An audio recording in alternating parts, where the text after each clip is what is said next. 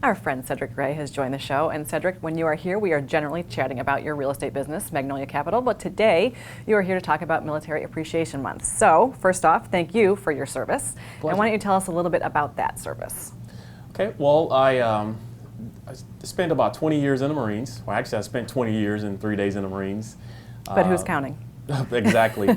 I'm originally from Jackson, Mississippi, and I joined the Marines right out of high school. And I spent a really nice career in the Marines, being stationed from North Carolina, South Carolina, and spent about 6 years in Japan. So I had a nice little career. Spent some time over in the desert as well with the Army in Iraq. So I got a chance to deploy quite a bit. It was a pretty interesting career. Wow, it really sounds like you did a lot. What made you decide to join the Marines right out of high school?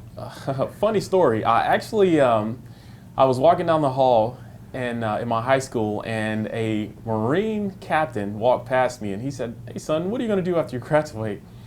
And true story, I told him I was going to join the Navy, and he said, "Well, why are you doing that?" And I said, "Well, because I want to be a Navy SEAL. I want to be a part of the best." And he actually laughed at me. He said, "You want to be part of the best? You need to go to the Marines." It was just his arrogance that really kind of set the tone and let me know exactly how Marines are, because if you're around enough Marines, you realize that they honestly believe that we are the best fighting force, and we are the best fighting force in this world. So, well, there you go. You joined you wanted to be the best with the best. You joined the best. Absolutely. So, what were some challenges that you experienced transitioning from the military to civilian life? Well, the biggest thing is that in the Marines, when you tell people to do something, they do it, no questions asked. It doesn't work like that in the civilian world. Right. So you can't basically go out and just start barking orders at civilians, because they don't respond to that. So in the Marines, if you tell one of your Marines to get something done, there are no questions asked. They get it done. In the civilian world, you got to be a little bit more political with the way you approach people, and you have to be a lot more polite in your approach to that. So if you want the results. Yeah, they'll probably respond, just not the way you want them to. Absolutely. And they might shut down on you. Yeah. So what are some programs that assist veterans in that transition?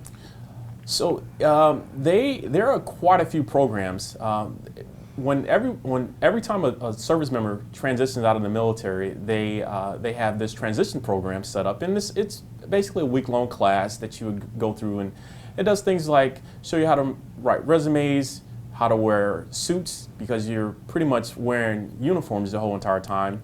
It kind of shows you how to be a normal civilian instead of being in the military. So there's quite a few programs out there that's available.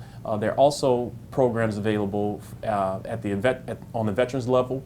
So after you actually get out, there are programs like Marine for Life, where there's a representative on the base that can actually help you if you're looking for employment, if you're looking for things like maybe if you want to go to school or change careers, if you're looking at something along those lines, there are programs available. Excellent. And so as we're approaching Memorial Day, I know people really like to give thanks and respect to military personnel when they see them, or veterans when they see them. How is it appropriate? Is it really appropriate to say Happy Memorial Day? How does that work? Not to a veteran. Okay. Memorial Day is specifically for the veterans that are no longer here. Those are the ones that paid the ultimate sacrifice. So it's not for living veterans.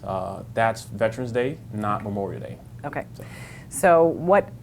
You don't say anything if you see a person on that day? It's not for veterans. Okay. Well, thank you so much for being with us. Thank you again for your service, and thank you for sharing about your experience in the military. We really appreciate it. My pleasure. Are you a future Bobcat in hopes of playing basketball? Coach Michael, too, tells us about a camp just for you next.